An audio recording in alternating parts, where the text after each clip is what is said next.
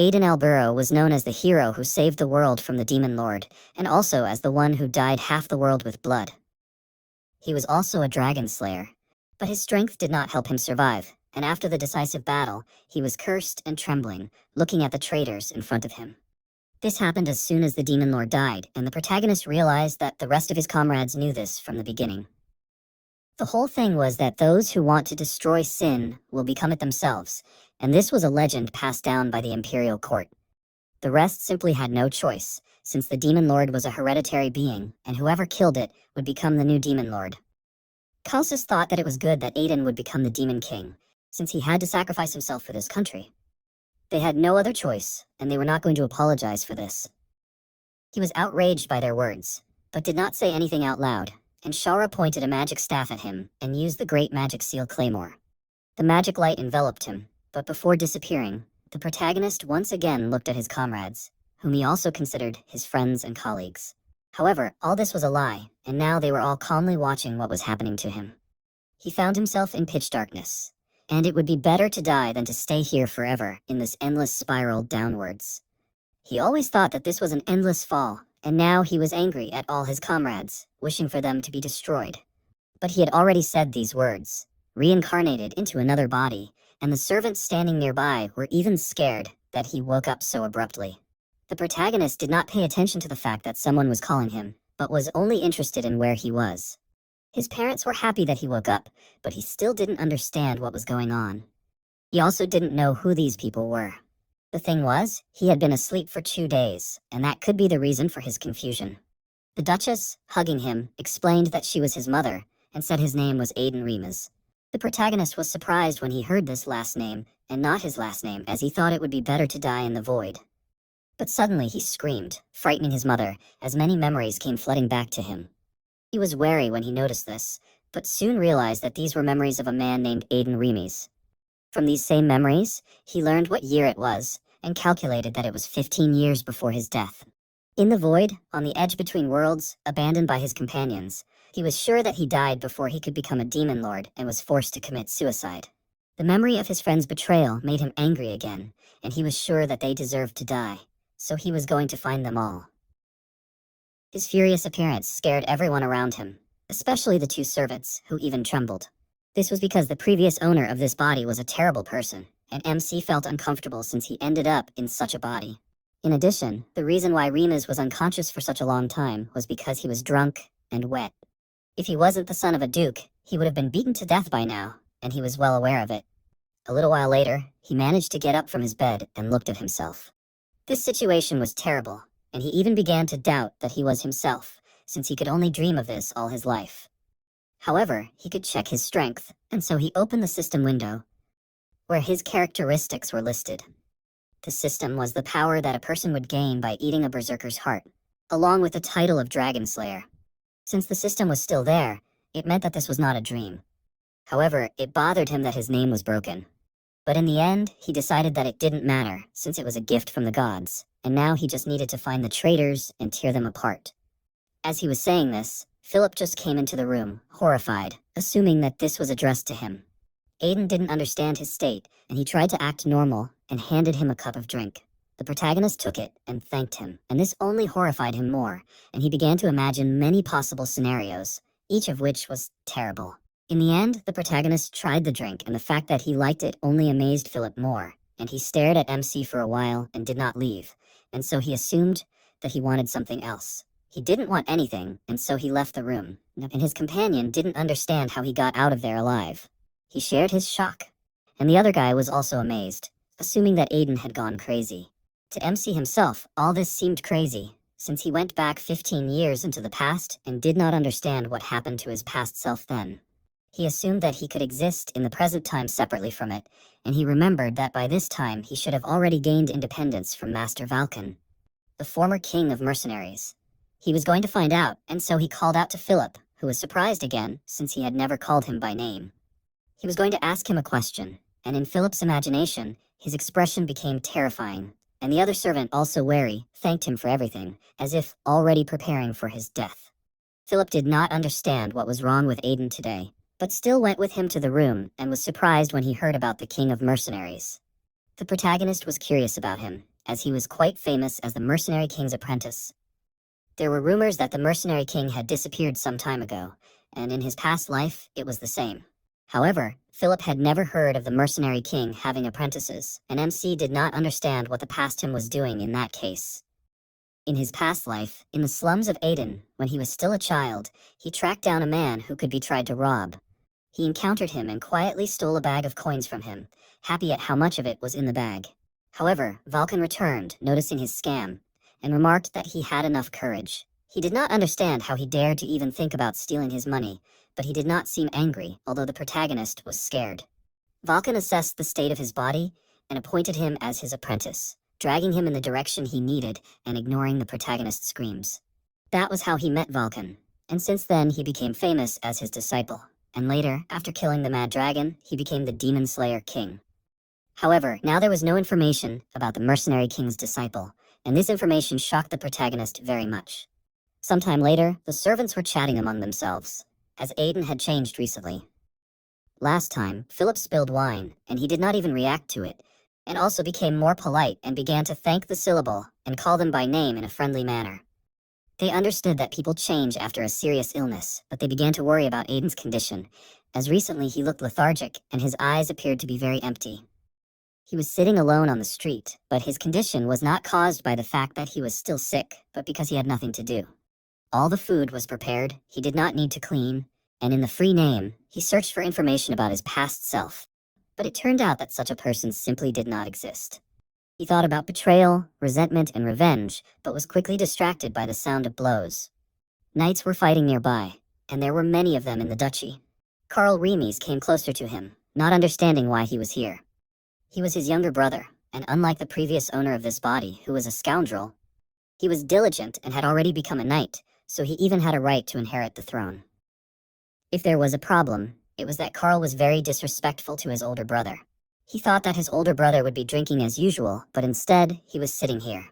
The protagonist realized that he thought his older brother was pathetic, since he spent all day gambling and drinking, and you could see the contempt and feeling of superiority over him on his face.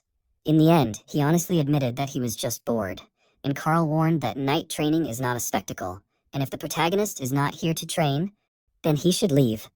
When he thought about training, he realized that he has not picked up a sword since everything happened, and so he agreed to train, and Karl was very shocked by this. Sometime later, he was already on the training ground, and Bazan greeted him before the duel began. He also prepared himself, and the other knights suggested that they should stop this, since MC was still too young after all. However, they also thought that Bazan would deliberately lose. He himself was nervous, since he could not believe that he would have to fight this rude guy. He couldn't lose to such a weakling, as no one could lose to the neighbor's dogs. But his excitement was noticeably too strong, and the protagonist realized that he was thinking about how to lose. He wanted to warm up, and so he was going to ask Bazan to give it his all. He asked him to do everything in his power, as a knight's apprentice who lost to a weakling slacker was practically useless, and in that case he would have to expel him from the order. Bazan was amazed, and the other knights were dissatisfied, as Aiden had completely lost his mind and wanted to seriously fight the squire, although he had never held a sword in his hands. Bazan decided to start and got ready, instantly jumping from his place. And yet, despite his speed, MC managed to parry the blow, although his new body was much weaker than he thought. But for some reason, he wanted more blows and felt more and more inspired. They fought for some time, and the knights were already terrified, since Bazan was giving it his all, and it would be bad if he hurt Aden. But it was not only Bazan's strength that caught their attention, but also how the protagonist was holding up against his blows. Even Karl did not understand how he did it. Bazan was also amazed that MC did not fall, since he was sure that he did not have a single chance, but he could not reach him. Each blow Aiden parried, and this refreshed him, and his blood began to boil. He had not felt such delight for a long time, and when he began to strike his own blows one after another, he gradually began to push Bazan back. The knights thought they were imagining things, and even Karl was surprised that the protagonist was gaining the upper hand over the squire. Bazan, meanwhile, noticed that the protagonist's swordsmanship had changed, as if he had been holding back all this time. He didn't understand how he could even wield a sword, and tried to stay more focused. Aiden had already forgotten that the previous owner of this body lived a lazy life, so he was weak and without muscles. However, he was still the king of dragon slayers, so he was not going to give up. He landed a few more powerful blows, winning, and remarked that Bazan should give up. The other knights were shocked by this outcome, and Aiden meanwhile approached Carl and thanked him, since sparring was refreshing for him. He pretended to be happy to hear this, but in reality, he was not. Soon the protagonist left, but he was going to come to the training more often. Carl doubted that this was really the same person he knew, and this question was asked not only by him, but also by the other knights. When night came, MC was sitting on the bed, his whole body shaking from fatigue. He couldn't believe this outcome, but he still smiled, since he was able to vent his frustrations, and it was also a new opportunity for him. The heavens had given him another chance in life to take revenge, but his former comrades were so talented that they could be called a one-man army, and given their high status, it wouldn't be easy. Among them were the Night King and heir of the Sias Grand Duchy, Silbeda Sias, the iron-blooded saint chosen by the Slaughter Cult, Lista, the Great Mage, Shaura, and the second commander-in-chief of the Immortal Empire and the Great Alchemist, Calcius. He didn't stand a chance against them now, especially if he had to fight them alone. In order to take revenge, he had to destroy them before they joined forces, since once that happened, the country would be in trouble. He had 5 years left before he could form the coalition to subdue the Dark Mages, and in order to prepare, he needed to start by trying to level up this body, since in this state he wouldn't be able to defeat even one goblin, let alone his former comrades. And so he chose a method that would help him accomplish this task. He soon handed Philip the grocery list, and he was surprised by it. The fact that the protagonist had been quiet until now made him wary, and he wanted to know what he was going to do. The protagonist didn't understand what was wrong with it, and he explained that these were expensive ingredients, even if he bought a top-quality holy potion. In addition, the other ingredients were poisonous plants, and this only terrified him more. But even if Aiden explained this, the others would still doubt it, so there was nothing else to do. He knew that the owner of this body had probably done something like this before. So he leaned towards Philip threateningly, warning her that it was dangerous to know the purpose of these ingredients. He offered to tell him and accept the consequences, and he became more and more afraid with each word. In the end, he ran out of the room to buy all the things he needed right away. MC decided to use everything he could in this life, and although he would not have thought of such things in his previous life. But now that he was the son of a duke, it was a different matter. He had already experienced a body that had transcended mortal limits as a swordmaster, so he would be able to reach this level faster than anyone else. This method was far from normal, but it was effective, and after a month and a half, his body had already changed greatly. He trained and asked Philip for a mana potion. After he drank it, he returned to training. He would push his body to the limit with training and then restore it with a mana potion, and he called this method of breaking and then healing. A single potion was very expensive, but the protagonist's current situation made this method possible. In addition, he had a secret weapon. He asked Philip for these things. It was already in his room, and although Philip was curious about what Aiden was going to do with these ingredients, but the memory of his threatening tone made him curb his curiosity. Soon, the protagonist came to his room, examining the poisonous plants he had obtained. He never thought that he would use this method, but he was going to do it anyway. It was a theory created by Calcius and Shaura, and it was that the body uses everything it can while the poison wreaks havoc, and this allowed the body to survive, revealing its hidden potential. The protagonist could easily die from this. However, he bought a high-quality holy potion to ensure safety. He had already defeated death once, so he ate one of the poisonous flowers, emptying the potion bottle and experiencing the effects of the poison in his body. It was very painful, but he would have to do it many more times. His mana flow definitely became smoother after that, and he knew that this was to be expected from his former comrade's theory. Suddenly, a voice in his head suggested that this was all in good fun, and the protagonist froze as he recognized it. He began calling out to his interlocutor as he could never forget that voice even if he wanted to. Philip became worried when he heard the noise and ran into the room. The protagonist did not answer him, and he called out to him, and eventually he ordered him to leave. He continued to stay in the room, as there was too much noise, and the protagonist repeated his order, but in a more threatening tone. This time, Philip obeyed, and the MC frowned, as he had definitely heard that voice in his past life. This being knew his real name, but he did not understand why he was here. He ended up falling into the trap of this being, and soon the voice came into his head again, drawing attention to the fact that they had not seen each other for a long time. The appearance of the Demon Lord angered Aiden, and he asked why he was here.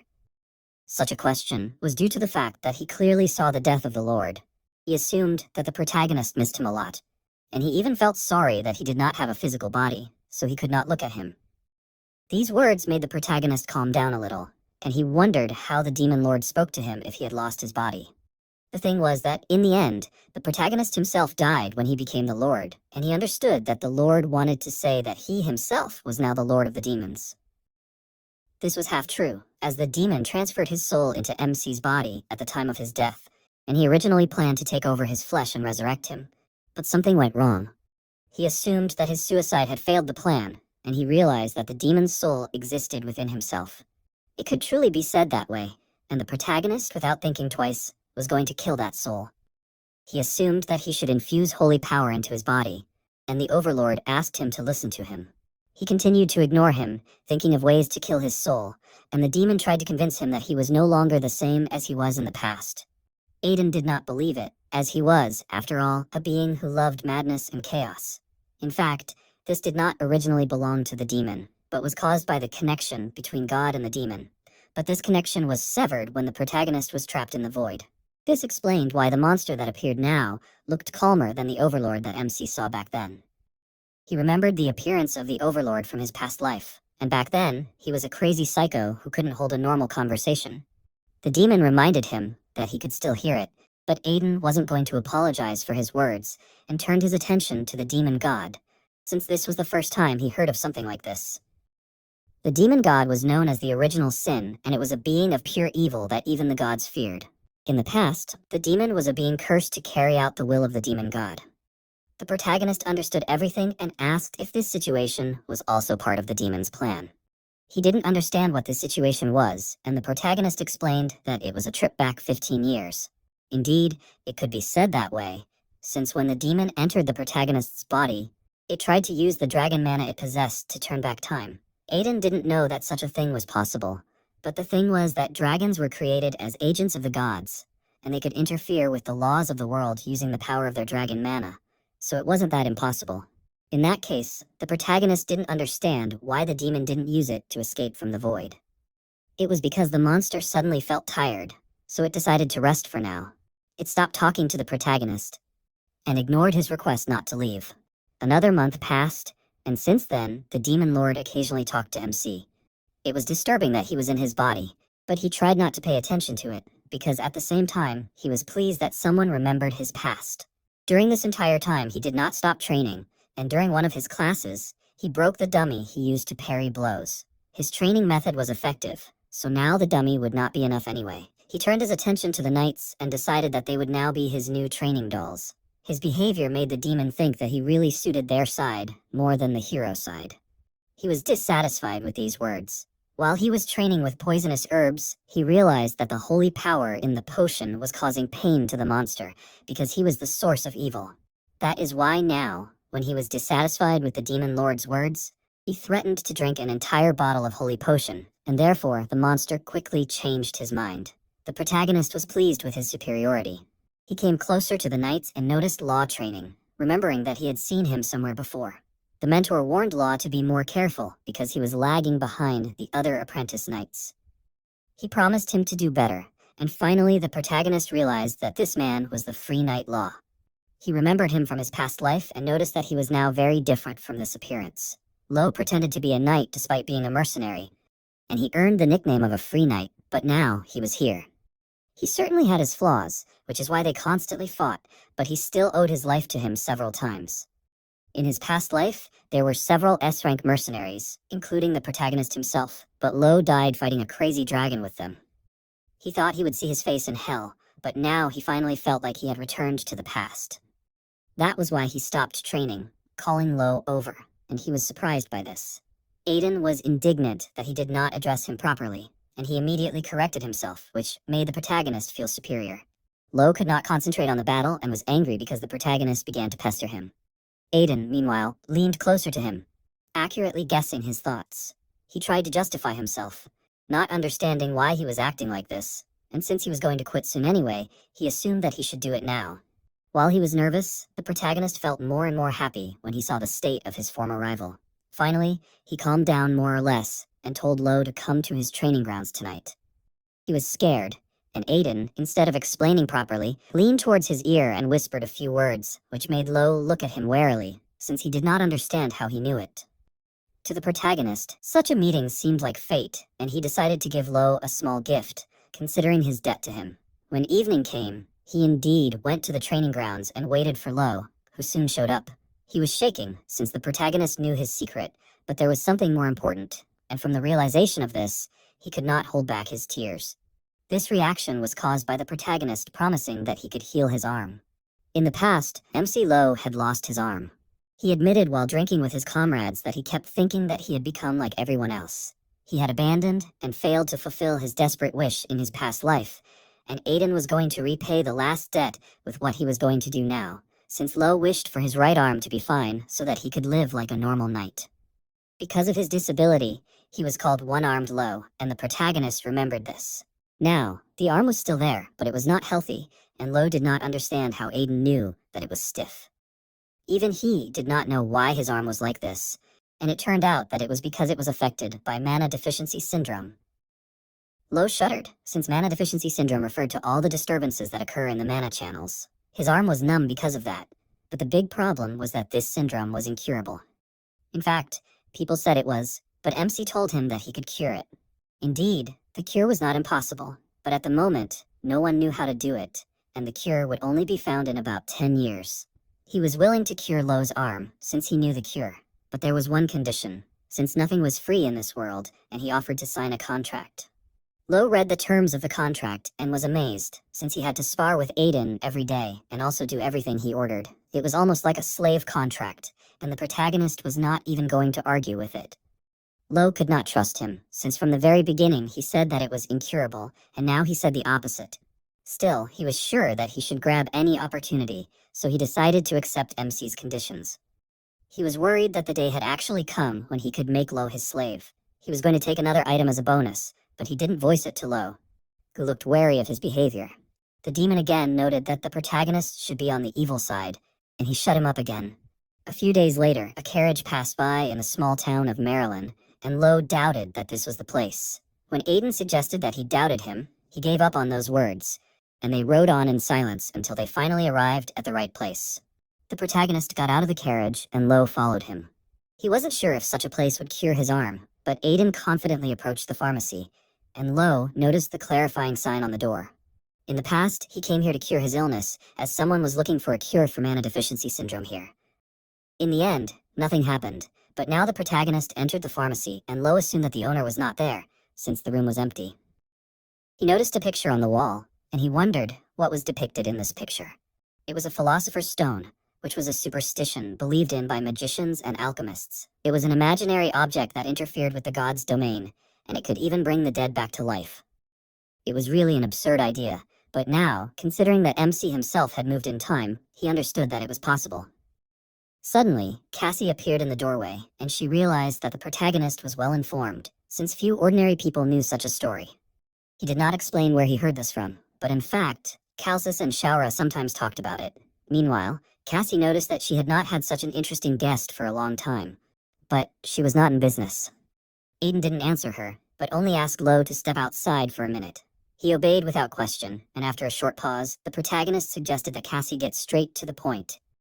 He knew her name, and she was surprised, but he again didn't explain anything about it, but went on to tell her that Lo was currently suffering from mana deficiency syndrome. He knew that she was interested in this disease, and also hinted that she was an alchemist of the beast race. She was surprised, but did not deny it, and wondered how much he knew. He himself could not answer this question, but he knew that she was sick too. These words only shocked her more. Her symptoms were worse than usual, and without the leaves of the herb she smoked, her condition would only get worse. Law's condition stopped at his arm, but it was different for her, as the disease had affected all of her organs, and she was now gravely ill. She accepted that the protagonist knew so much about her. However, there was one thing he was wrong about, as she had not yet found a cure, so she could not cure Law. The protagonist promised to protect her and support her research in his territory if she cured Law. She reminded him of her earlier words, but he interrupted her words and handed her a piece of paper with writing on it. She was surprised, but still read it, and eventually realized that it was a cure for mana loss syndrome.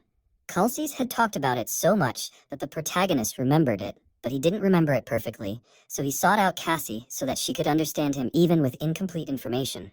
Now it was actually possible to find a cure. and she only asked for half a month to make it. It turned out that the protagonist had really figured her out. Still, with her resources, it would be difficult for her to get the listed medicinal ingredients, and she realized that he wanted something in return. He asked for her ring, and she found it very ugly of him. In fact, he knew the true purpose of this ring, and Cassie assumed that in that case he must also know how important it was to her. The Ring of Speed was the second reason he came here, as it increased physical speed 3 times for 10 seconds 3 times a day. This item was useful for surprise attacks, escapes, and during battle, and thanks to this artifact that Law received as a keepsake from his past life, even with 1 arm, he was able to obtain rank S. The ring was the only means of defense for Cassie with her physical limitations, but he promised to protect her, and in that case, she would no longer need such a thing.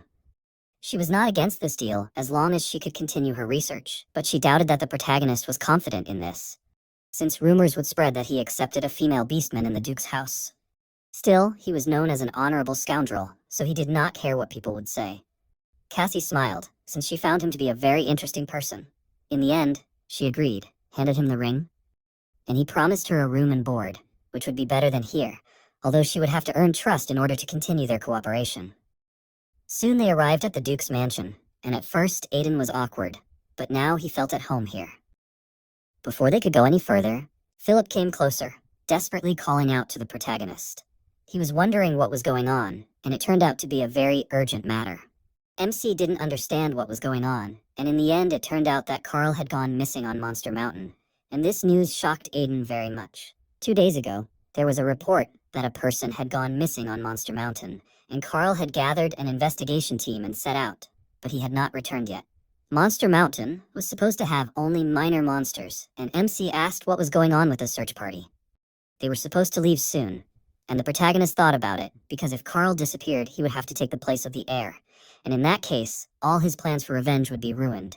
He was going to save him and join the search team, so he asked Philip to take Cassie to her room. He was very surprised, but MC was not going to explain anything and made a request to her.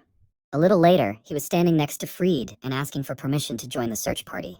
However, he refused. The thing was that Carl and dozens of knights had disappeared at the same time, and it was not a simple missing person case. Fried could not send the protagonist to such a dangerous place. Aiden turned on the actor and began to cry, terrified of what would happen to him if something happened to Carl. His behavior touched Fried, and he did not even suspect that in fact the protagonist was doing all this in order to save his plan. The demon found his behavior a little disgusting, but he simply ordered him to shut up. In the end, Fried hugged him, allowing him to go, but he warned him to be careful. He also turned to Spiel and asked him to take care of Aiden. He agreed to this, but he was not happy, so he was sure that all this would only cause more trouble. Soon they arrived at the Mountain of Monsters and realized that the previous search party had been attacked, and their tracks had disappeared from here. One of the blades lying on the ground was a goblin weapon, and the protagonist was sure that there were too many strange things here, since Carl and the knights had lost to simple goblins, and these low-intellect monsters had begun to erase their tracks. There was only one explanation, and that was that the Goblin King, the Hobgoblin, had appeared here. This monster had intelligence and strength on a different level than normal goblins, and if it really was a hobgoblin, all of this was possible. He voiced his guess out loud and decided to prepare in that case, and then return. However, time was of the essence now, and if they delayed even a little, all of the humans would be eaten. He asked for a search dog, but they had already called for search dogs, but the scent had completely disappeared. Spiel suggested trying something else, but MC ordered him to quickly bring the dog. Soon his order was already carried out, and he took out a potion, pouring it into the animal's mouth. Everyone was horrified by his actions. However, nothing terrible happened. On the contrary, the dog was able to catch the smell.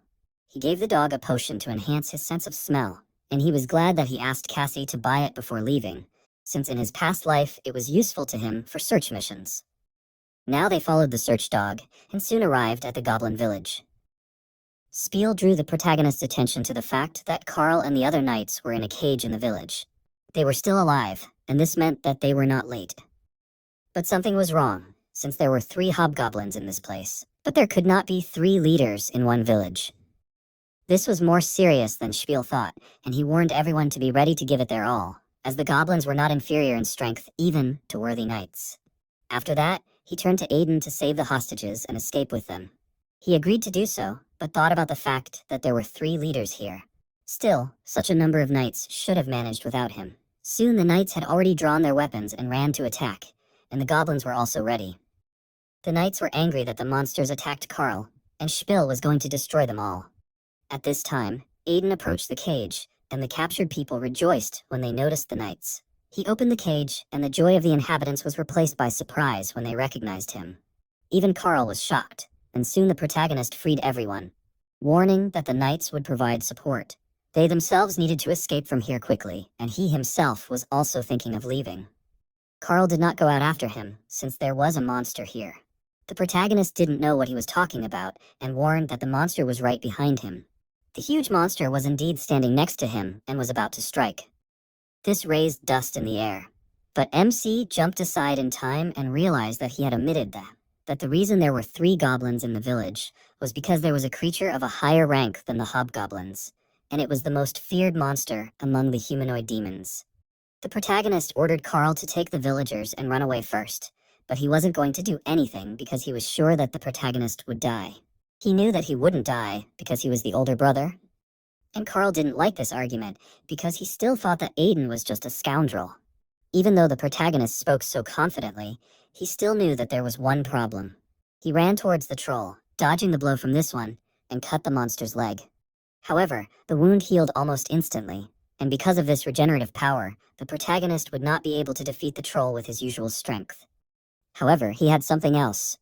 And at the moment when the monster was about to attack him, he activated the Ring of Speed.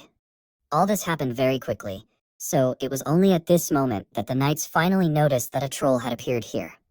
Spiel asked Aiden to let him deal with the monster, since the hobgoblins were no longer such simple monsters, but there was also a troll here. He begged the protagonist to wait a little longer, but he did not have time to do anything, since the troll attacked the protagonist again. He had taken the ring from Cassie in advance, just in case, and was now happy about it and used the ring to win. In this life, he had not yet reached a certain stage of development, but with this ring, everything was possible for him now. The 10 seconds of the ring's effect were quickly running out, but MC quickly ran around the monster, inflicting many cuts on it. The next stage he had to overcome was equal to such an art. And when only 1 second remained, he charged the blade of the sword with energy and cut off the troll's head with one blow.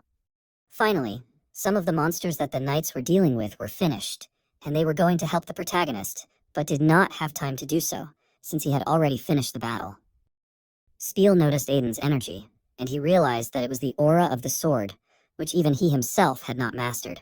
However, despite such a seemingly easy victory, MC did not feel very well and fell, entangled in the branches of a tree. His entire body was aching from the effort, and it was no longer moving, even though he had only used the sword aura for 10 seconds. This meant that he had to be careful when using the Ring of Swiftness, but it was still definitely effective. The protagonist was unable to climb down from the tree himself due to fatigue, so the knights came closer to him. The next day at the mansion, Fried understood everything from the report of the situation that had happened. He thought it was terrible that so many people had suffered, and he was going to give the maximum compensation to the families of the deceased and the injured. Spiel agreed to carry out this order, and Fried turned his attention to another event and asked if it was true that Aiden had defeated that troll. It was indeed so, and Fried even began to doubt that this was really the son he knew. That night, the protagonist sat on his bed, training his mana. Because even if it was only a moment when he used the sword aura, he felt his mana reserve increase. This time, he realized that he was still weak, so he decided to become even stronger in order to win. The Demon Lord really liked this determination, and when he managed to take physical form, the protagonist was surprised, and the demon laughed, confirming that it was really him. However, the monster's appearance was not that threatening, and so the protagonist could not help but laugh, which made the demon very annoyed. However, MC still did not pay attention to him and continued to laugh. In the end, the monster explained that it was because the protagonist was so weak. He was curious about how the demon showed itself, and it turned out that only he could see it, since they were one. When the protagonist became stronger, the demon could also show itself to such an extent. He did not like the fact that he would be able to see the demon from now on, and the monster found this attitude rude towards his savior. The protagonist finally calmed down and began to reason, realizing that the being in front of him was no longer a demon lord, and so he wondered what his real name was. However, he had long since lost his name, and now he simply existed. In this case, MC decided to call him Curse, since he was a curse placed on himself. The demon thought that this was too stupid, but Aiden simply ordered him to shut up. Curse realized that he really was not stopping, and eventually allowed him to say whatever he wanted. In this way, they talked for some time. A week later, the protagonist approached Cassie's room and asked her if everything was going well. She called him Mr. Troll when she noticed him. This nickname irritated the protagonist since all the people called him that because he killed a troll. But Cassie, unlike the others, meant that he looked like a troll, and he did not like it. Eventually, he got distracted and asked where Lo was. He was inside the room, and MC walked to the part where Cassie had pointed him. He called out to Lo, who was crying with joy as his arm was now moving. He knelt down in front of the protagonist, thanking him for curing him. Although he was only a worthless being, he vowed to dedicate his entire life to him. He happily accepted his vow, gloatingly deciding that from now on, he would work for him as a slave. After that, he turned his attention to Cassie, assuming that she had also been cured. But she couldn't do that, as her mana deficiency syndrome was a bit unusual. She needed to study it for about a month, and the protagonist understood everything and praised her for her good work. She was sure that it wasn't her fault, it was all thanks to the meth they told her. She called him a nickname again, which he didn't like, and this time he wasn't going to hide his irritation and suggested that Lo leave, since they had work to do. He enthusiastically agreed to any task, but soon after he was shaking, since MC chose physical labor for his first task. He begged for someone to save him from this. He was already very tired after completing this task. In the meantime, Aiden came to the merchant, who greeted him and drew attention to the troll they dragged. Considering the state of it, it could be said that the monster would sell well, since it was a rare material. The protagonist wanted to use the proceeds from selling the troll to buy certain herbs, and the man said that it would be possible to do so, since their guild had everything. However, when he read the name of the required rites, he realized that they were poisonous plants. And yet the protagonist continued to insist on his own, and in the end the man could not stand his oppression and agreed, since no one knew what could happen if he went against his will. Soon, he and Lo were back at the estate, and the protagonist was happy with the easy money, since it was good. The mercenary habits in him did not change, and even Curse noticed this. Soon, Philip blocked the MC's path, who explained that Freed was waiting for him. He approached the necessary office, entered inside, but froze, since, in addition to Freed, Tirid Sadis was also in the office. He did not like the fact that he was there, but Tirid interpreted his expression differently, realizing that the rumors that he killed the troll were true. He was pleased to meet him, but the protagonist did not answer, since he remembered how rude Tirid was to him in his past life. He had no pleasant memories of him, and he knew him, albeit only a little, and in his mind he was an old man who looked down on mercenaries. In the end, he replied that it was nice to meet him too, and greeted Tirid. He was surprised when he realized that he knew about him, and Aiden confirmed this, as he was one of the few in the Empire who had reached the Swordmaster stage. This was a transcendental stage that all knights dreamed of. Those who surpassed talent and entered the superhuman stage could cut through mountains with their swords and make the air tremble with their breath. MC himself had been one of these people in his past life, and this was the stage he was about to reach again. Tirid pointed out that he was very polite, contrary to rumors, but Freed knew that he still had a lot to learn. After that, he changed the topic and pointed out that Tirid had left his territory, even though it had recently been attacked by orcs. But it wasn't just their territory, as suspicious movements were detected in the Slaughter Tower in the Death Wasteland, which was run by the Slaughter Cult. The protagonist also had business there, as Spica lived there, and he was going to get to her soon. Tirid, meanwhile, concluded that the unusual movement of monsters was happening in 3 different places at the same time, and he didn't think it was a coincidence. It was indeed strange, and that was why they were going to form an investigation team. Freed agreed with it, but Tirid wanted to ask more than that, and invited Aiden to join his knightly order. Both Freed and the protagonist were shocked by this, and Tirid explained that he had heard a lot about the protagonist, as he had reached the Sword Aura stage in less than half a year of wielding a sword.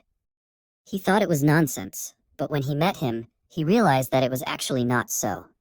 He was going to make him the greatest swordsman in the Western continent, and Freed tried to stop him. But he would not listen to his objections, promising to take care of the protagonist. He asked him for his decision, and he said that he would refuse. Tirid reminded him of the status of the Sadist Knights, as it was one of the most famous knightly orders in the Empire. However, the protagonist was confident that he could become a master swordsman on his own. The thing was that he had already passed this stage in the past, so it was only a matter of time before he could achieve it again.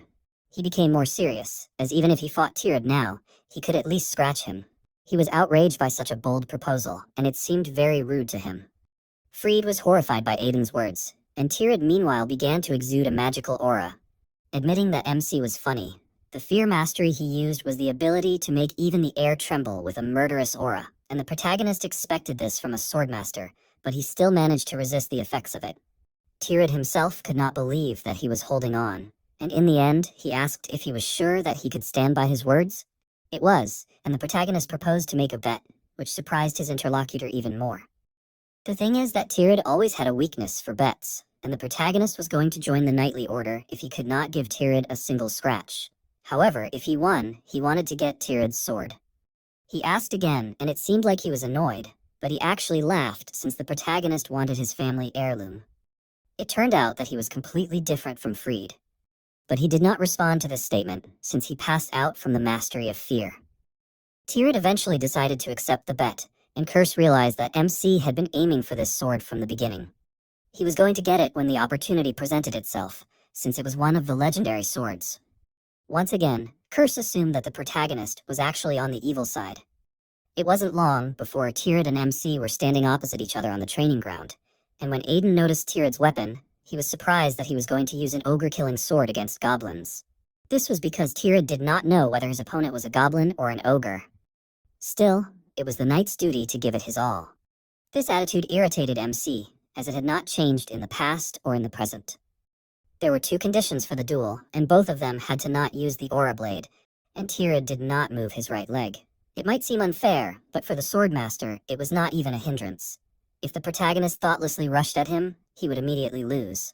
In the end, Tirad suggested to begin, since there were already enough spectators around them. Aiden agreed to this and jumped up from his seat. His speed even surprised Tirad, but he easily stopped his blow. The fact that the protagonist aimed straight for the neck meant that he had been in a real fight. But he did not respond to the provocations, but only noted that he knew that Tirad would block this attack. He expected that it would be too easy for Tirad, but he rushed to attack again. This swordplay was very unusual, and it reminded him of the mercenary style, so he was going to fix it if MC joined their knightly order. The demon now saw what kind of relationship they had, and Aiden meanwhile lost control, as he was irritated by Tirad's dismissive words. He offered him to deal with the mercenary's mediocre swordsmanship, and ran forward again. He used his special skill of the mercenary king, called the Knight's Breakthrough, and so, despite how smug Tirad was, the protagonist managed to abruptly change the trajectory of the blow, and his opponent himself was surprised by this technique. Still, he managed to dodge, but his confusion made MC very happy. The rest of the spectators of the duel were shocked, as he now moved forward, and this confirmed the rumors that he defeated the troll. Even though Tirad's fatigue had caused great losses, he was a master of the sword, and so Freed didn't know if he could say that Aiden could handle him. Tirad was still shocked, and the protagonist began to attack him more and more often, like this unexpectedly. He didn't understand what kind of strange swordsmanship this was, as it was chaotic, but precisely aimed at vital points. It was incomprehensible, and he wanted to take the protagonist with him more and more. He swung his sword, and the protagonist only managed to dodge this attack at the last moment.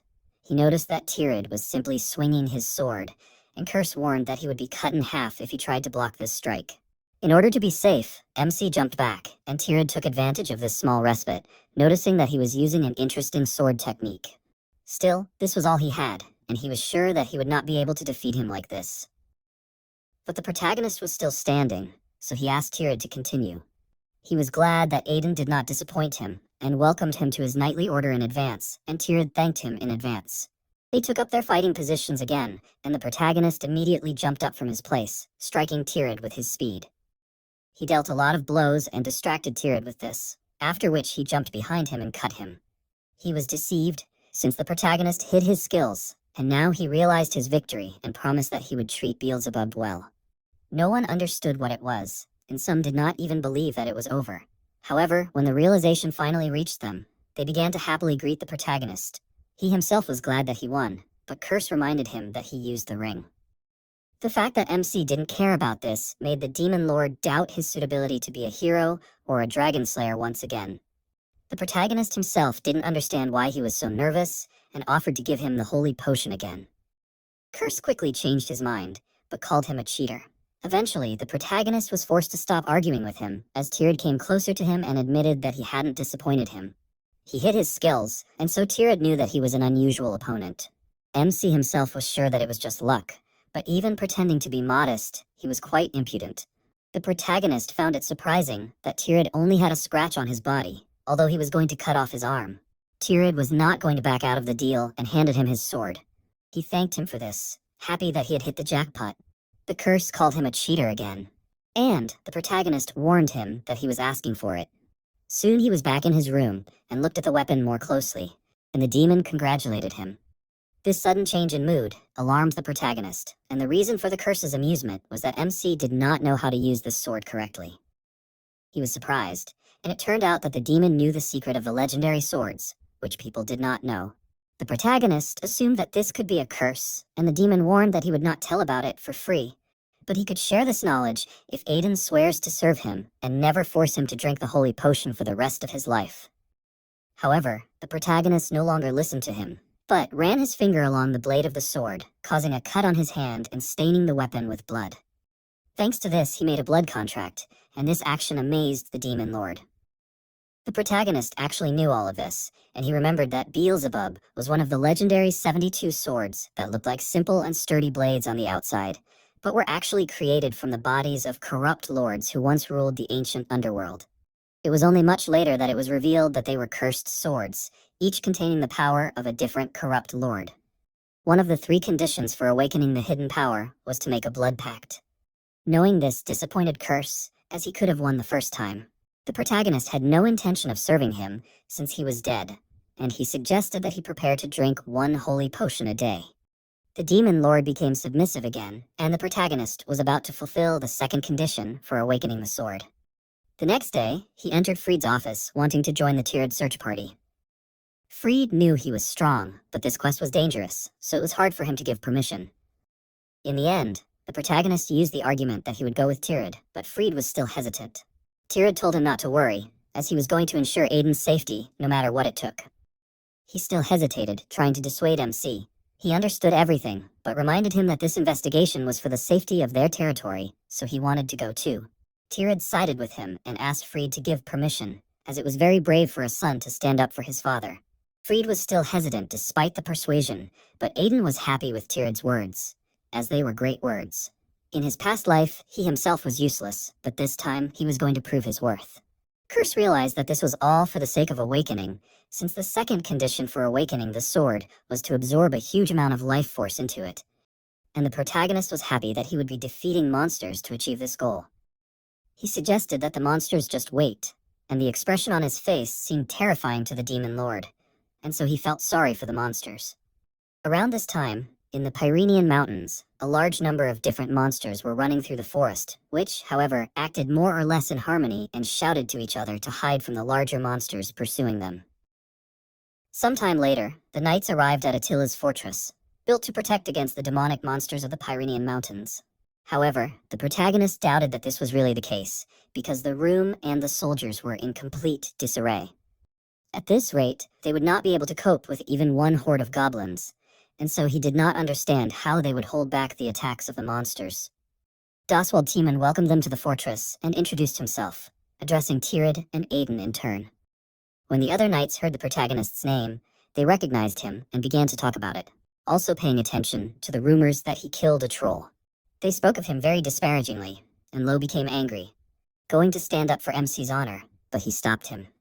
This seemed unusual even for a demon, since he remained calm after hearing such words. A fight would not lead to anything good, and the protagonist himself had heard this so many times that it no longer angered him. However, Tirad could not help but notice this, and so he assumed that because the air here was so fresh, there were a lot of bugs here, which made a lot of noise. He looked menacingly at Doswald, and he agreed with this, and the knights hesitated. Such behavior of Tirad pleased the protagonist, since he definitely knew how to annoy other people. Sometime later, they were walking along the defensive walls, and Doswald told them that he had heard news that there had been monster attacks in every territory. The protagonist wondered if something had happened here, but their fortress didn't need to worry. The protagonist doubted it, and Tirad realized that there was no danger if the monsters lived right in front of the fortress. Daswald explained that it was because the orcs had settled in the center of the mountain range, and that was why the monsters didn't come down to the territory. MC assumed that his words about the monsters keeping other monsters at bay were some kind of nonsense. Suddenly, his attention was drawn to Curse, who was sure that something big was coming. Aiden wondered what it was, since he couldn't see anything. But suddenly, he saw the monsters approaching and warned Daswald about it. He wasn't sure about his words and assumed that he was joking.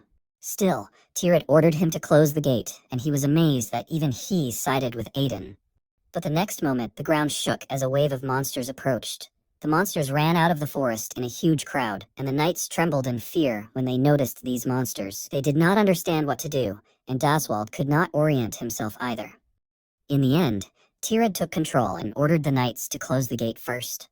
They obeyed, but because they did not react immediately, one monster managed to break through the gate and was already preparing to attack one of the soldiers, but the protagonist managed to destroy it in time. Beelzebub absorbed the energy of the slain wolf, but it was not enough to change anything. But nevertheless, the sword sucked out life energy well. Meanwhile, the soldiers were amazedly discussing MC's action, since he just used the sword's aura. In that case, they realized that the rumors about him were true. When the demon heard about the rumors, he again reminded the protagonist of his nickname, the Trollmaster, and he became angry again. Everything the demon lord said disgusted him, but he could not argue with Curse any further, because the knight thanked him for saving him. The protagonist offered him to protect the wall instead of praising him. He obeyed, and at that time, Lo ran closer to Aiden, worried about his condition. He answered his question, but offered him to look at the monsters trying to break through the gate. There were a huge number of these monsters, and the protagonist decided that from now on, these monsters would be his daily snack. The way his expression changed scared Lo. And MC turned to Beelzebub, assuming that it also wanted to eat monsters. And suddenly he froze, not understanding what he was saying. It was because he, too, could not resist the influence of this sort of gluttony, which sucked out the gluttonous instincts of its owner. The Curse liked to hear Aiden's true feelings, and he felt embarrassed, realizing that he needed to be more careful. But if he was here to awaken Beelzebub, then he was going to gratefully absorb all this life energy. However, he did not have time to engage in battle, as Tirith warned him that he would return after cleaning. The protagonist wanted to deal with everything himself, but Tirith did not listen to his objections and jumped up, swinging his sword.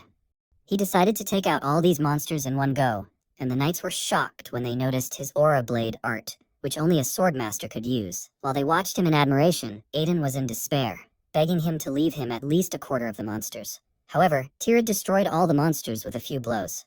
Finally, he laughed, as he was glad that he used his power properly, although he had not done so for a long time. The protagonist was still disappointed, and at that time, Daswald came closer to them, thanking them for their help, as they were able to fight off the monsters without much damage. At that time, Curse called out to MC, and he assumed that he had come to mock him again. However, what the Demon Lord had spoken of earlier was not a wave of monsters, and the protagonist, still immersed in his sadness, did not immediately understand what he was talking about. The demon repeated his words, and this time Aiden was already more focused, starting to think about what it could be. And suddenly he was amazed, as he noticed a huge fireball flying towards the fortress, and he warned everyone to leave. The fireball exploded, and no one understood what was happening. Even Tirith was amazed by a fire spell of such a scale, and assumed that a mage was targeting them. In fact, this assumption was wrong, and even the demon was surprised that the protagonist knew what kind of creature it was. He understood that it was the monster he had met in his past life, and because of this, he almost went to heaven, so he could not forget this monster. Curse was not sure that the protagonist could really go to heaven, but he explained to him that he was just speaking figuratively. The monster gradually approached the fortress, and the knights were horrified by the fact that so many monsters were together. It turned out that orcs and trolls had united into one army, so the knights had to be ready. Although they did not understand how the trolls of the wasteland and the orcs of the Pyrenean mountains could unite, because they were always at war with each other. Tirith himself wanted to step forward to join the battle, but Aiden warned him that it was too difficult for him alone. He repeated his words in confusion, and MC suggested that he look at the very end of the horde. He noticed a monster towering over the other monsters, and was amazed by it. It was a monster with magical power, and might comparable to a swordmaster, namely the Supreme Troll. Tirith, realizing the seriousness of the situation, told Daswald and Aiden to evacuate the people, and he himself was going to buy them some time. He had already concentrated an aura near himself, but the protagonist stopped him, as he believed that there was still a way out. He did not understand how he could fight a creature that even he himself found difficult. The protagonist asked Lo to lead the soldiers and hold back these monsters with all his might, and he readily agreed and immediately ran forward. Tirad didn't understand what MC was planning, as the High Troll alone was a match for the Swordmaster, and that meant Aiden couldn't handle it. He knew this, because the moment the High Troll created an army of trolls, the difficulty of subduing it tripled. Even if Tirad went to fight it alone, he wouldn't last long. But there was one way for them all to survive, and since they didn't have much time, he was going to explain it briefly. He quickly explained everything, and Dosvald, who heard the plan, screamed in horror, as it was ridiculous. If Tirad left now, this place would turn into ruins within 30 minutes, and he didn't even have time to finish speaking, as another fireball damaged the fortress. Tirad also didn't immediately agree with the protagonist's plan, as his words were absurd. He himself understood this, but it was the only way out, and since they didn't have time, he wanted Tirad to believe him at least once. He remembered his behavior before and smiled, still amazed by him. This time he decided to trust him, but warned him that he would have to join his knightly order if he was wrong. This was expected from a person obsessed with gambling, and so the protagonist agreed to this condition. Tirad jumped up and disappeared, and the Demon Lord meanwhile asked MC why he was sure that this was the same supreme troll he encountered in his past life. The thing was that the orcs and the trolls hated each other very much, and yet the only one who was able to subjugate and rule the orcs was this creature. And this happened through the use of extremely brutal methods. The monsters had already entered into a fight with the knights, and Lo ran forward, cutting off the head of one of the monsters. He became strong enough to kill the trolls, and this meant that the herbs that the protagonist gave him worked. This unusual method really worked, but these trolls could not be killed just like that. And the monsters led by the Supreme Troll were not called an immortal army for nothing. This was because the Supreme Troll could restore the severed body parts of the defeated monster. And although the knights were already happy with their victory, the monster was resurrected, and the Supreme Troll could do this all the time. Usually, to destroy such monsters, you would need a Swordmaster's Aura Blade or an Archmage's spell. But the protagonist had another way that seemed better to him. He assumed that Beelzebub was very hungry because he had missed his meal earlier, and he promised to give it many trolls to eat. This behavior of the protagonist made even the curse wary, and it seemed to him that Beelzebub was having a hard time. At this time, Law was breathing heavily, stubbornly looking at the huge monster. After consuming the medicinal herbs, he thought that he had become strong enough, but he could not even believe that everything would end like this, because he had not even paid for Aiden yet. The monsters were advancing on him, and he could not kill them. And at the moment when the monster was already swinging its hand to deliver the decisive blow, he mentally apologized to the protagonist. But nothing terrible had time to happen, as Aiden, praising Lo for a good job, jumped on the troll's body and pierced its head with a sword. Lo warned him to be careful, as even if he decapitated the monster, it would not die. The protagonist did not pay any attention to these words, but only warned Beelzebub that it was time for lunch. The sword gradually began to suck the life energy from the troll's body, and although the protagonist did not have the necessary strength to kill monsters, he had the power of Beelzebub's gluttony, and it absorbed the existence of its target. And after such absorption, the target was completely destroyed. This happened with the troll, and even the Supreme Troll was amazed at this event. Trolls turned out to be quite tasty, and one of these monsters had a living force equivalent to 10 wolves. The protagonist turned around sharply, paying attention to the other monsters, and wondered if orcs were also tasty, and he offered Beelzebub to try it too. Soon MC had already killed 4 trolls, but it was still not enough.